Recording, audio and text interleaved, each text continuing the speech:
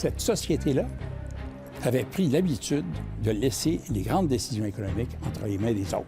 Les décisions qui se prenaient dans le Golden Square Mile à Montréal, ou à Toronto, ou à Londres, ou à New York, mais pas dans la communauté francophone. Retour sur la carrière de Jacques Parizeau. Bien avant de faire le saut en politique, l'ancien premier ministre conseillait en coulisses les artisans de la Révolution tranquille. Il a notamment joué un rôle dans la nationalisation de l'électricité dans les années 60 en tant que conseiller du premier ministre Jean Lesage. Voici Jacques Parizeau, le grand commis de l'État. En 1960, lorsque débute la Révolution tranquille, Jacques Parizeau a 30 ans et il est déjà un professeur d'économie réputé. Bientôt, il sera recruté par le gouvernement Lesage pour construire l'État moderne du Québec. Il sera le penseur derrière la création de la Société générale de financement et de la Caisse de dépôt et placement. L'idée lui est venue lorsque le monde des affaires de Montréal et Toronto, dominé par des anglophones et regroupé en syndicats financiers, a voulu bloquer la nationalisation des compagnies d'électricité par Hydro-Québec. Vous ne voulez pas prendre notre emprunt à des conditions raisonnables? Parfait, la Caisse va le prendre. À quelles conditions? Aux conditions du marché. Mais on ne veut plus qu'un seul groupe ait le monopole des emprunts du gouvernement de Québec. Votée le 23 juin 1965, la loi instituant la Caisse de dépôt et de placement du Québec prendra effet le 1er janvier prochain. Quand le syndicat s'est rendu compte qu'on avait une alternative, ils se sont tout de suite ouverts, nous ont fait des conditions absolument épatantes, mais on n'a jamais oublié la leçon. Toujours avoir une alternative. Pour en parler, j'accueille avec plaisir deux personnes qui connaissent bien ce plateau et le téléjournal. À Québec, un ancien très proche conseiller de Jacques Parizeau, Jean-François Lisée. Bonsoir. Bonsoir Céline. Et avec moi sur ce plateau, biographe, auteur, ancien collègue aussi, Pierre Duchesne. Bonsoir. Bonsoir. Alors, Jean-François, je vais commencer avec vous parce que Jacques Parizeau, en fait, dans la vie, il aurait pu faire beaucoup d'autres choses que de devenir fonctionnaire. Selon vous, quelle était la motivation profonde qu'il avait de devenir mandarin de l'État? Bien, écoutez, c'est tout à fait vrai que toute sa vie, Jacques Parizeau savait qu'il y avait une autre vie parallèle possible qu'il aurait pu faire. Moi, je sais que le gouverneur de la Banque du Canada dans les années 50, où M. Parizeau a fait un travail pendant un certain temps, a confié à son fils qu'il avait vu en ce jeune économiste diplômé du London School of Economics un futur gouverneur de la Banque du Canada. Alors, si Jacques Parizeau n'avait pas décidé de devenir souverainiste en 1963, il aurait pu devenir ministre des Finances du Canada, président de la Banque royale. Il aurait pu devenir un grand magnat de la finance canadienne ou internationale, faire des millions de dollars. Mais il a choisi à la place une quête beaucoup plus ardue, mais qui le satisfaisait personnellement, celle d'un Québec indépendant, et c'est tout à son honneur. Et à ce moment-là, on est vraiment dans le maître chez nous de Jean Lesage. On parle de libération économique et lui, il veut jouer un rôle là-dedans. Mais est-ce qu'il y avait de l'exagération là-dedans quand on parle de libération économique? Pas du tout, parce que Jacques Parizeau, avant d'être aspiré par la Révolution tranquille, il travaille, par exemple, comme consultant pour la compagnie Roland, compagnie de pâte et papier. C'est un milieu dominé par un establishment anglo-saxon. Et il s'aperçoit, lors d'une réunion avec pendant un cocktail, que le dirigeant de Domtar se vante de dire on réussit à maintenir les Canadiens français à un niveau pas plus élevé que des contremaîtres. Et c'est comme ça qu'on maintient notre domination. Ils partent à rire. Il s'aperçoit que le jeune homme qui est à côté d'eux, qui parle anglais avec un accent britannique, c'est un Québécois francophone. Il s'en excuse.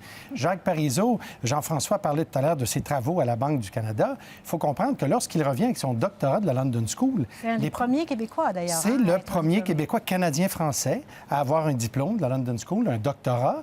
À 24 ans, il faut le faire. Et les premiers travaux que lui confie la Banque du Canada, là, c'est de traduire en français les rapports annuels. Alors, ça vous donne une idée du type de pays dans lequel on est. Puis, les propriétaires des entreprises, on parlait de l'hydroélectricité tout à l'heure, ce sont des compagnies anglo-saxonnes qui maintiennent des tarifs élevés pour les citoyens, les petits consommateurs, les PME, et très bas pour les industries. C'est le contraire de ce qu'on a aujourd'hui, parce que les actionnaires des compagnies d'électricité sont aussi les actionnaires des compagnies industrielles. Bon, alors les pressions étaient très fortes pour empêcher la création de la Caisse de dépôt, par exemple, Jean-François. Mais même Jean Lesage avait des réserves. Et c'est Jacques Parizeau qui va être le moteur, vraiment. C'était une énorme audace de penser qu'un gouvernement qui n'avait pas une grande expérience dans les affaires, d'ailleurs, les ministres des Finances étaient des anglophones jusque-là, allait nationaliser toute une ressource naturelle appartenant à des Canadiens, des Américains et des Britanniques. Et où allions-nous trouver l'argent pour ça? C'était la grande question. Et Jacques Parizeau, parce qu'il était né dans l'argent, dans une famille riche, n'avait pas peur des forces de l'argent, parce qu'il était allé au London School. Lui, il avait le diplôme de la métropole de l'Empire britannique. Alors, il regardait ces financiers canadiens-anglais qui étaient finalement des coloniaux du Canada et disait, mais moi, j'en sais assez sur la finance internationale pour vous dire qu'il y en a de l'argent pour financer une chose comme celle-là. D'autres pays dans le monde, d'autres provinces ont nationalisé leur hydroélectricité. Alors, si vous ne voulez pas jouer avec le gouvernement Lesage, c'est ce que vous nous dites, je vais aller à New York où il y a des gens qui vont vouloir nous prêter de l'argent. Alors, pour un Québécois de l'époque, avoir l'audace, le courage de dire une chose pareille, de se sentir capable de le dire et d'être traité de tous les noms par l'establishment anglophone dans les journaux. Il était ostracisé dans le milieu financier anglophone de Montréal. Ça prenait énormément de confiance en soi. Et s'il n'y avait pas eu des gens comme lui et d'autres, comme Michel Bélanger, qui ont dit à Lesage et qui ont dit à l'évêque, on va réussir ça, peut-être que ça ne se serait pas fait. Rapidement, Pierre, parce qu'après, on va passer à la partie plus politique. On peut ajouter sur le contexte de l'époque. Oui. Il dirige une revue économique, l'actualité économique du HEC. Il essaie de vendre, c'est une des seules revues francophones. Il essaie d'en vendre à l'Université McGill.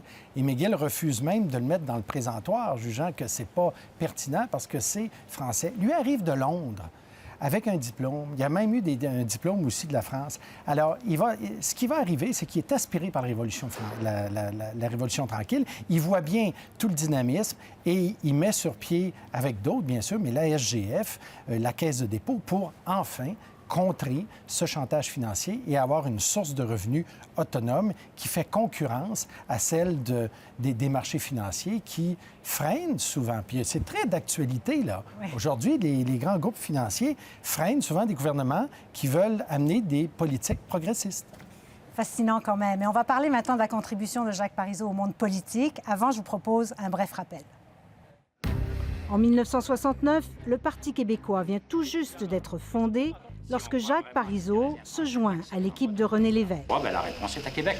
La raison pour laquelle moi, je suis rentré en politique, c'était que je voulais réaliser la souveraineté du Québec. Être aussi fier d'être québécois. En 1976, le PQ est porté au pouvoir et le brillant économiste devient naturellement ministre des Finances.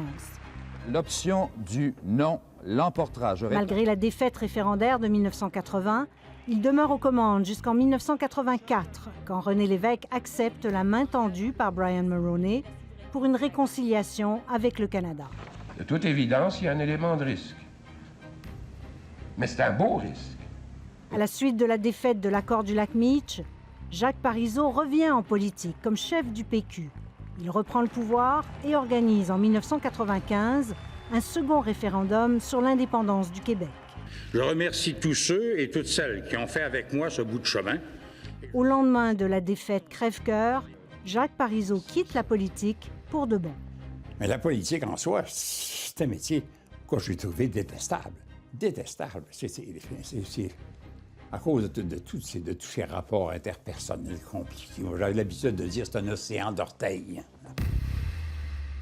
Un océan d'orteils. Jean-François, il n'aimait pas le métier de politicien, mais la politique, pour lui, c'était quand même un moyen d'arriver à ses fins, non?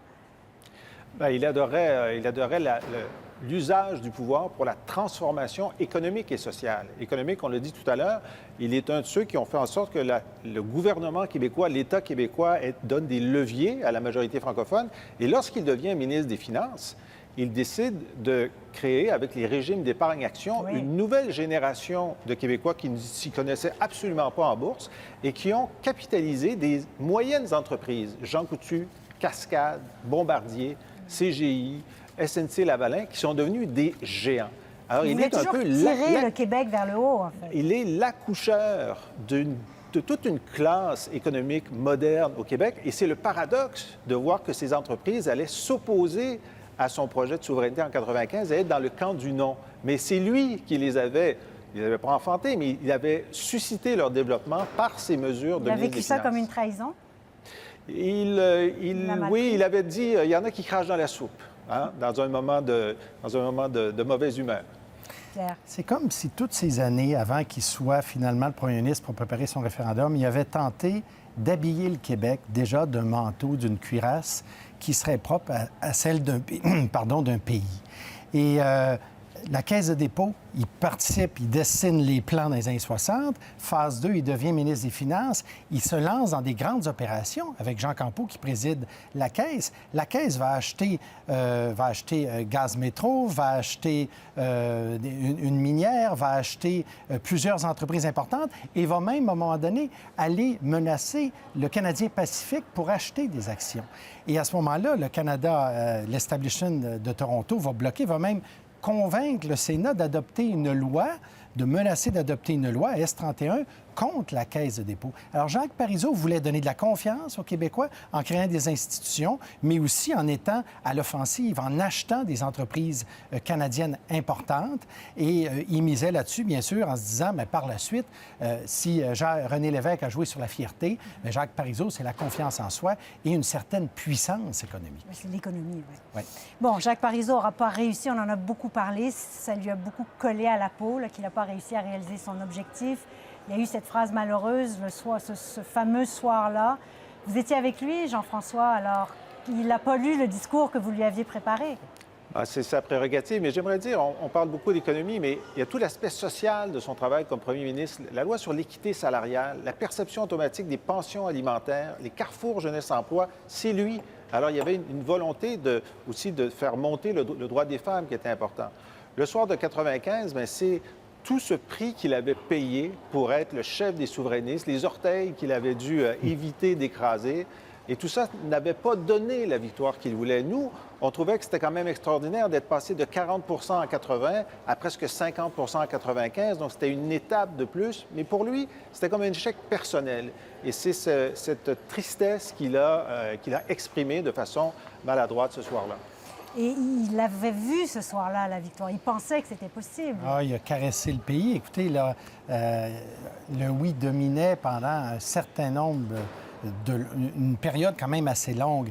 Mais les Québécois, ce qu'ils ont vu ce soir-là, puis c'est ce qu'ils souhaitent aussi, c'est un leader authentique qui dit les choses avec clarté. Et Jacques Parizeau étant clair, étant homme de conviction, n'étant pas l'homme des demi-mesures. Quand il gagne, il triomphe. Quand il perd, il est en colère. Et ce soir-là, il a perdu. Et en plus, il y avait une énorme blessure en lui parce qu'il avait mis 3, 4 décennies, les meilleures années de sa vie, toute son intelligence à un projet qu'il souhaitait. Il avait engagé un dialogue avec les Québécois. Donc, c'était une douleur. Mais il a ouvert son poitrail aux Québécois. Je ne pense pas qu'il faut le voir autrement. Il nous reste très peu de temps. Une phrase chacun. Qu'est-ce que vous retenez de lui, Jean-François? Jacques Parizeau a laissé ses empreintes digitales sur tout le Québec moderne, donc il va nous accompagner pour des générations encore. Pierre. Étonnamment, vu comme un grand bourgeois, l'homme au complet 3 pièces, c'est un homme d'une grande sensibilité, un homme passionné pour les siens et qui aura été avant tout généreux. Merci beaucoup à vous deux d'avoir été là ce soir avec nous. C'était vraiment très intéressant de vous entendre. Merci. Merci Céline. Au revoir.